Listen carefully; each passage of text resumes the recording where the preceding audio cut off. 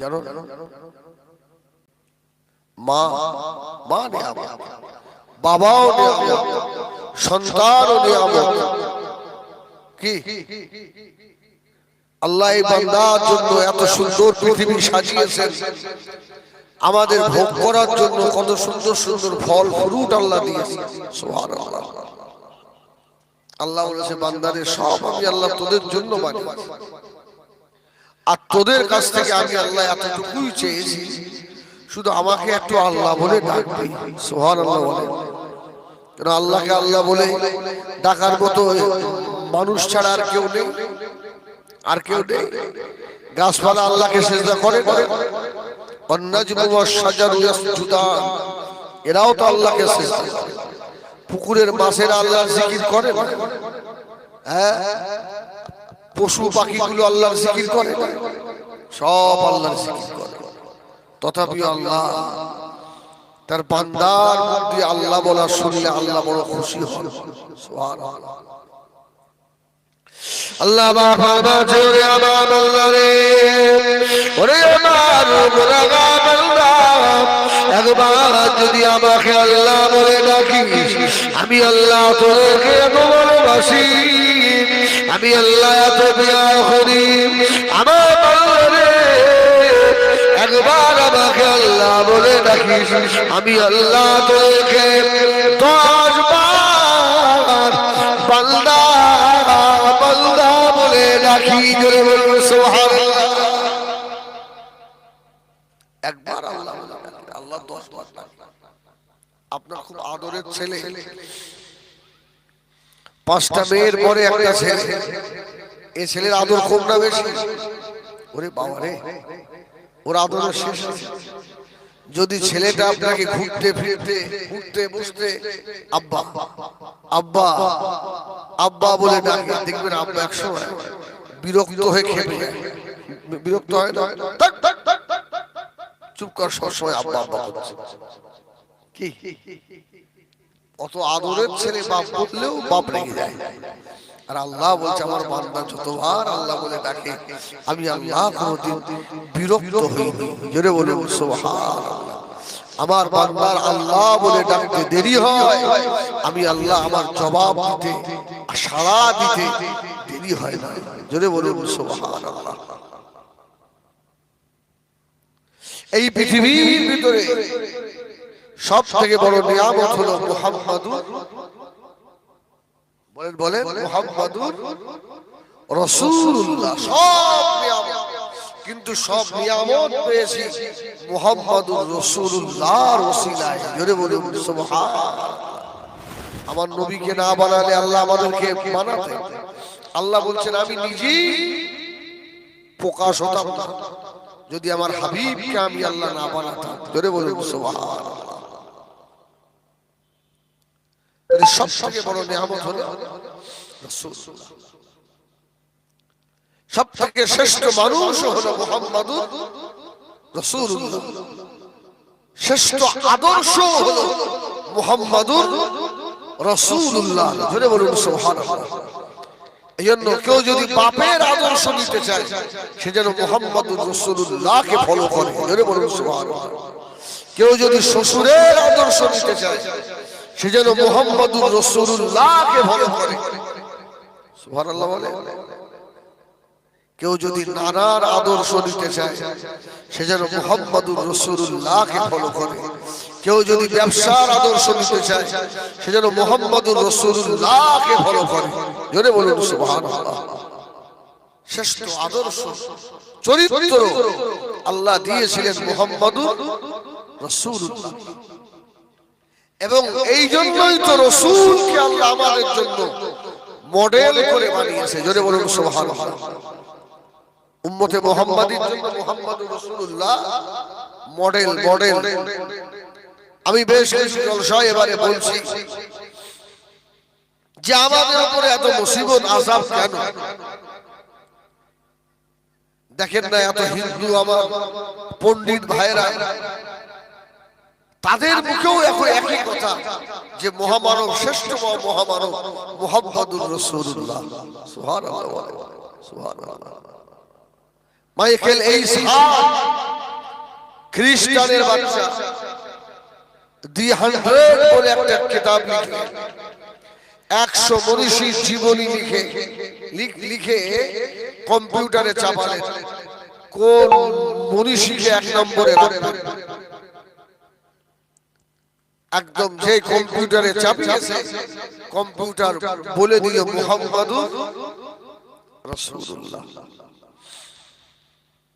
আমার ভাইয়েরা, সোনা মানিকেরা, নবী আমার দিন ও দুনিয়ার বাদশাহ হাবিবুল্লাহ জনাবে মুহাম্মদুর রাসূলুল্লাহ সাল্লাল্লাহু আলাইহি ওয়াসাল্লাম কাল্লামান এমন মনের উপরে বানিয়েছে আল্লাহ আল্লাহ নবীর আদর্শ চাল চলন খায় খাওয়া ওটা বসা যদি কেউ নিজের জীবনে নিতে পারে ও আমি জানিলাম ওই মানুষটাকে আল্লাহ দুনিয়ায় ইজ্জত করবে, আখিরাতে ইজ্জত হয়ে যাবে। বলুন সুবহানাল্লাহ। এমন আদর্শ আমার রাসূলের কাছে গরীব বলে ধনী বলে কোনো পার্থক্য ছিল না। জোরে বলে সুবহানাল্লাহ। কালো বলে পরিষ্কার বলে কোনো পার্থক্য ছিল না।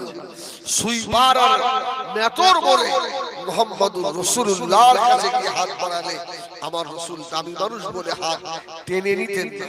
জোরে বলুন সুবহানাল্লাহ। এখন সেটা আমাদের মধ্যে হয় না? কিছু বলে না। আমাদের টাকাওয়ালা লোক দেখলে আমার মতো হুজুর হাত লম্বা করে দেয়,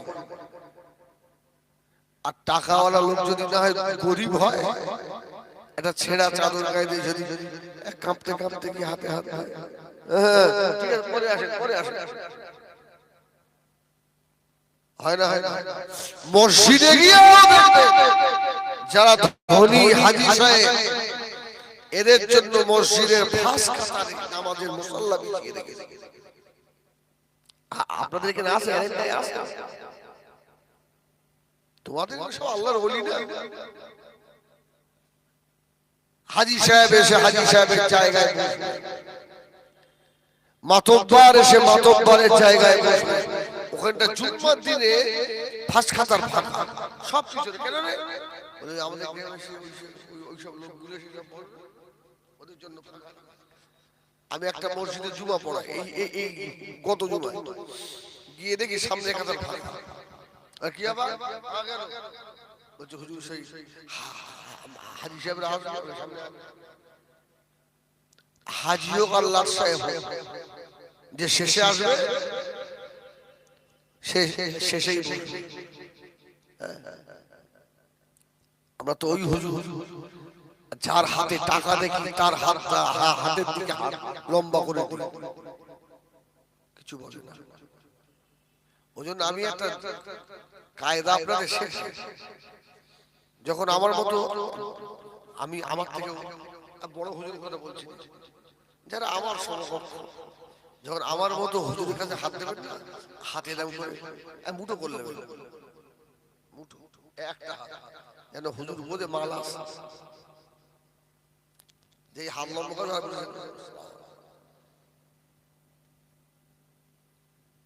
আল্লাহ।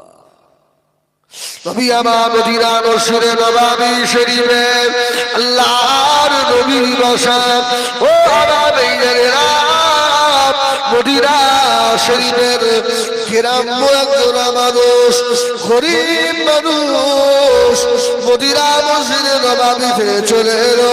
ইয়া রাসূলুল্লাহ ইয়া হাবিবাল্লাহ, আল্লাহ নবীর নূরে হাতের দিকে হাত বাড়িয়ে দিয়েছে।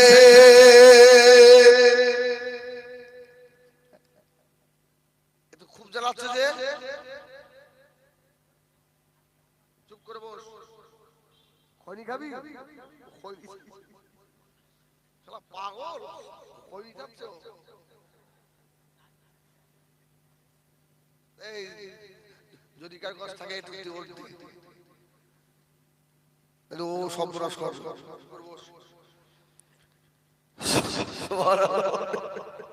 সব জায়গায় থাকে, তবে এরা ভালো, এরা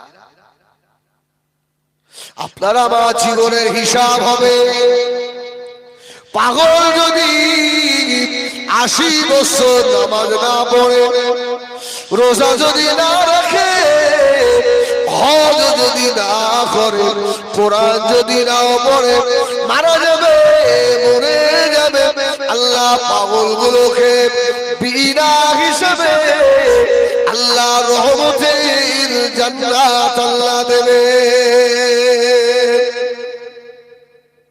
পাগলদের হিসাব হবে না।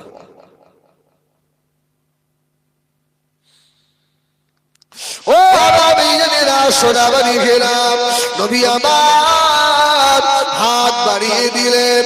গ্রাম্য কালো মানুষ, কুৎসিত কদাকার, দেখতে মোটেই ভালো না।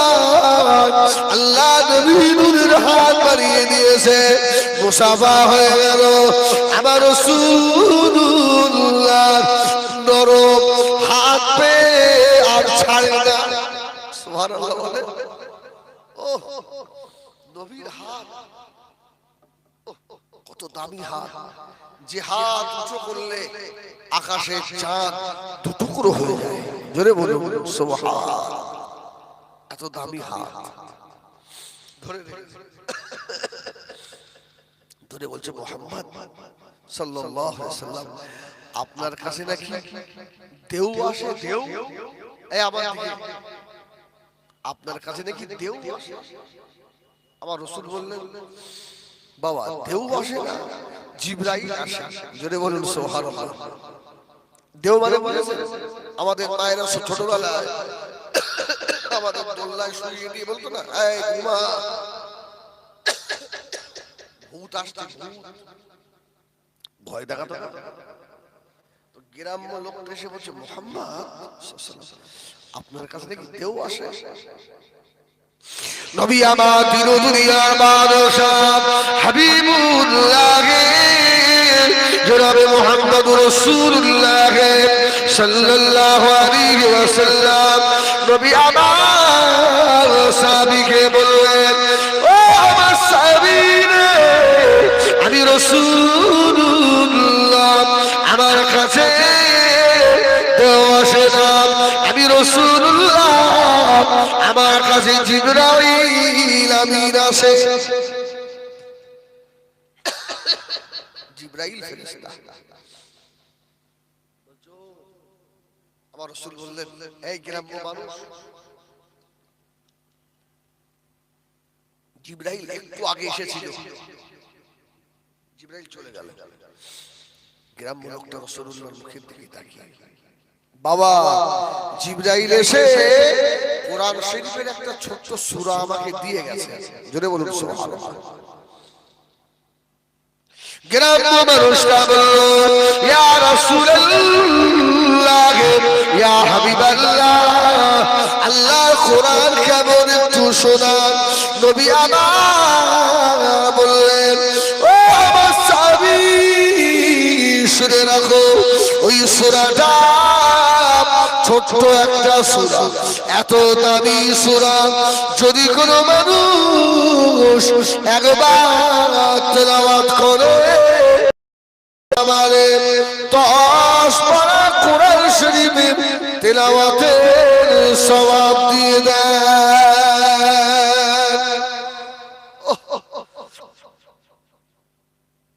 তো পাগল নয়, তো বুঝে। মুহাম্মদ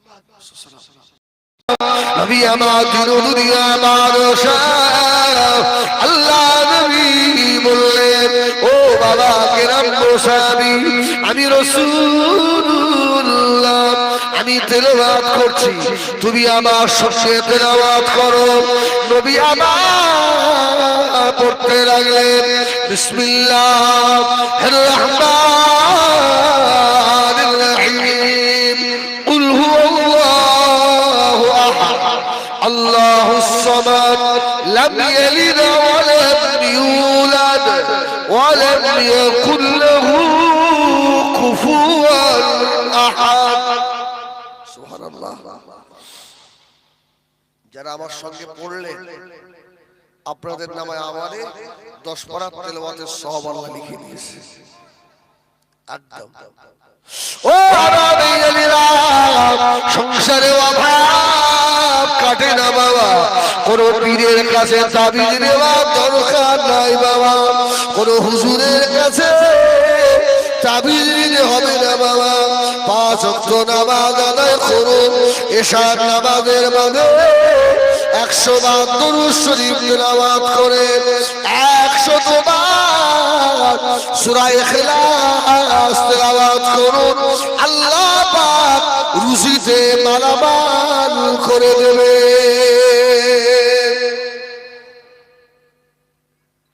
বাজার থেকে বাড়ি এসছেন, নাপাক অবস্থায় নয়, পাক আছে, ওযু নেই কিন্তু নাপাক নয়। এসে যখন ঘরে ঢুকবে, এক কোরআন সওয়াল গেটে হাত দিয়ে বা দরজায় হাত দিয়ে আগে পড়বেন বিসমিল্লাহির রহমানির রহিম, কুল হুয়াল্লাহু আহাদ আল্লাহুস সামাদ লাম ইয়ালিদ ওয়া লাম ইউলাদ ওয়া লাম ইয়াকুল লাহু কুফুয়ান আহাদ। আল্লাহ ওই সংসারে জীবনে অভাব দেবে না। আল্লাহ কি দেয়নি কোরআনে। ও আরাবিয়ালিরা, সোনামানিকেরা, অনেক মামুনির সন্তান হয় না, খাজা দরবারে যায়, কত পীরের বাজারে যায়, হাজার হাজার টাকা তাবিজ করে খরচা করে, ডাক্তারের পিছনে লক্ষ লক্ষ টাকা ব্যয় করে। ও আমি হিজবুল্লাহ বলে গেলাম, অত টাকা ব্যয় করা লাগবে না।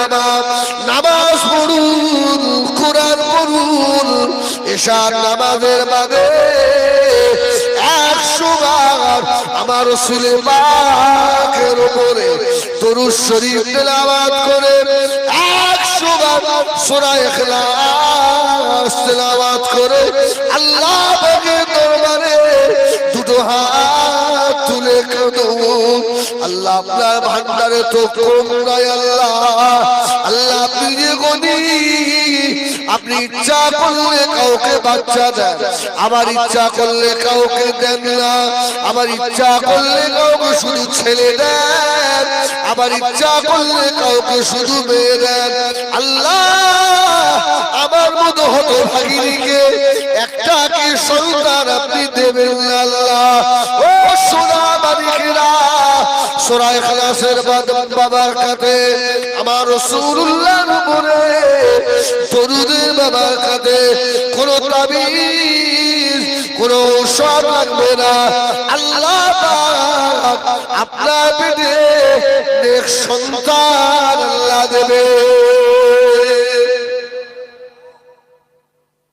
এইসব ওষুধ যদি আমরা বলে দেই আর আমাদের কাছে তাবিজ করতে, আর বাচ্চা হওয়ার তাবিজ মানে অনেক টাকা, তাবিজ আবার ধার্য আছে না 5001 টাকা, এসব কোন কিতাবে আছে? 3001 টাকা না হলে হয় না, 51 টাকা দিচ্ছি। এই জন্য আমি বেশ কিছু জায়গায় জলসা এবারে বলেও ফেলেছি যে ভাই, আমাদের যখন মাস শুরু হবে এবার আর বন্ধ হবে। সেদিন আপনারা দেখতে পাবেন যে আমার মতো কত আলে, আর আপনারা ডান হাতে আমলনামা নিয়ে চুপ করে দাঁড়িয়ে থাকবেন। আর বলে ওই দেখো, ওই সে মলি সাহেব যে মানে মেম্বারে উঠে বড় বড় ভাষণ দিত, ওই ফকিরের মতো দেখ কিভাবে দাঁড়িয়ে রয়েছে, আর আমাদের নিচে বসতে দিচ্ছে চটে, আমাদের হাতে জান্নাতের আমলনামা। ওদের কথা শুনে আমরা আমল করেছি, ওদের আমল ছিল।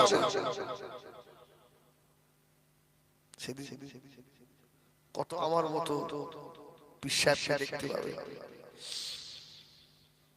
আমার ভাইয়েরা, সোনামানিকেরা, নবী আমার দিন দুনিয়া বাদশা হাবিবুল্লাহ জনাবে মুহাম্মদুর রাসূলুল্লাহ সাল্লাল্লাহু আলাইহি ওয়াসাল্লাম নবী আমার সূরা ইখলাস তেলাওয়াত করলেন।